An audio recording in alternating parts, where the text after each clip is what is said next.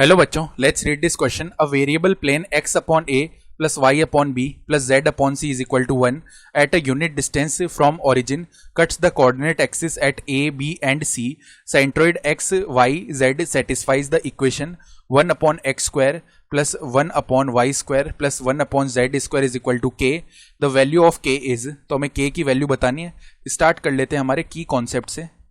की कॉन्सेप्ट देखो क्या हो जाएगा। हम जानते हैं कि if distance of plane ax plus by plus cz plus d is equal to 0 from point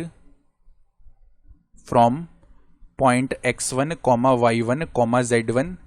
is d, then d का वैल्यू हम कैसे लिखते हैं, mod of a x one plus में बी वाई वन प्लस में c z one plus में d आ जाता है, होल अपॉन में क्या आता है, square root of a square plus में बी स्क्वायर प्लस में सी स्क्वायर, ये होता है। तो अब एक प्लेन दिया हुआ है, प्लेन की इक्वेशन देखो क्या है, एक्स अपॉन में ए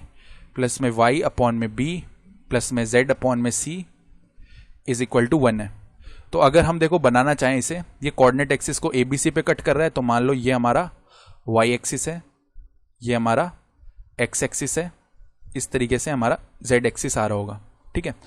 तो मान लेते हैं जब हमने अब अगर हमें एक्स इंटरसेप्ट निकालना है तो वाई जेड को 0 रख दो, तो वाई जेड को 0 रखने पे एक्स अपॉन ए 1 के इक्वल आएगा, यानी एक्स का वैल्यू ए आ जाएगा, ए उस तरफ जाके ए बन जाएगा ना।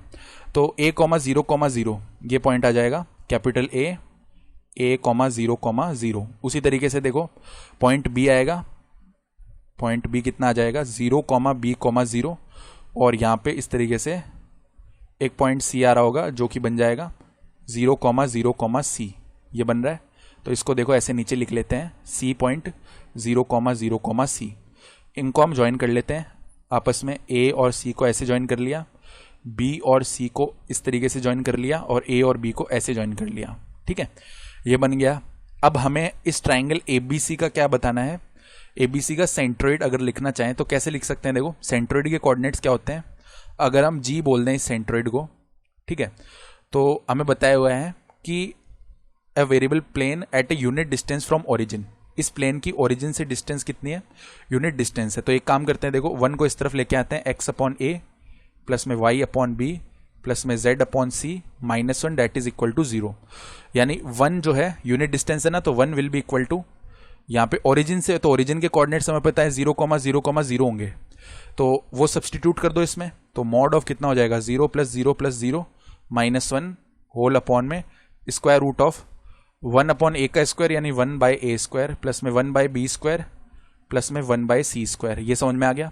इसको उस तरफ ले जाते हैं तो root of 1 upon A square plus में 1 अपॉन बी स्क्वायर प्लस में 1 upon C square that is equal to mod of -1 हो जाएगा, दोनों तरफ स्क्वायर कर लेते हैं, तो 1 अपॉन ए square plus 1 upon B square plus में 1 अपॉन सी स्क्वायर का वैल्यू 1 बन जाएगा, इसको इक्वेशन 1 बोल दिया, ठीक है। अब अगर हमें पता है कि सेंट्रोइड सेटिस्फाई कर रहा है इस इक्वेशन को, ठीक है, सेंट्रोइड अगर इस इक्वेशन को सेटिस्फाई कर रहा है तो सेंट्रोइड के कोऑर्डिनेट्स लिख लेते हैं पहले। तो देखो x, y, z लिख लेते हैं, क्या आएंगे, देखो सेंट्रोइड क्या होता है, x1 + x2 + x3 अपॉन में 3 आता है, ठीक है। तो सारे x कोऑर्डिनेट्स का सम किया तो a अपॉन में 3 बनेगा, इसी तरह सारे y कोऑर्डिनेट्स का सम करके अपॉन में 3, b अपॉन 3 और इसी तरह c अपॉन 3, ये इस इक्वेशन को सेटिस्फाई कर रहा है। देखो तो देखो अब हमें पता है ये सेंट्रोइड इसको सेटिस्फाई कर रहा है इक्वेशन को, 1 upon x square plus 1 upon y square plus 1 upon z square is equal to कितना है, इज इक्वल टू हमारे पास में k है, तो यहाँ पे रख देते हैं एक्स वाई जेड, एक्स की जगह पे a अपॉन 3, वाई की जगह b अपॉन 3, जेड की जगह c अपॉन 3, तो क्या मिल जाएगा 1 अपॉन ए स्क्वायर, ऊपर 9 बन जाएगा, इसी तरह इधर 9 अपॉन में बी स्क्वायर, इसी तरह इधर 9 अपॉन में सी square that is equal to k। सब में से अगर हम 9 को कॉमन निकाल लें तो अंदर बच जाएगा 1 अपॉन ए स्क्वायर प्लस में 1 अपॉन बी स्क्वायर प्लस में 1 upon C square is equal to k। अब इसका वैल्यू हमें पता है 1 है इक्वेशन 1 से, तो 9 मल्टीप्लाई में 1, इसका वैल्यू k आ गया है, फाइनली बोल सकते हैं k का वैल्यू 9 के इक्वल आ जाएगा। तो ऑप्शन देखें तो ऑप्शन ए जो है 9 सही हो गया। I hope you understood this explanation, best of luck.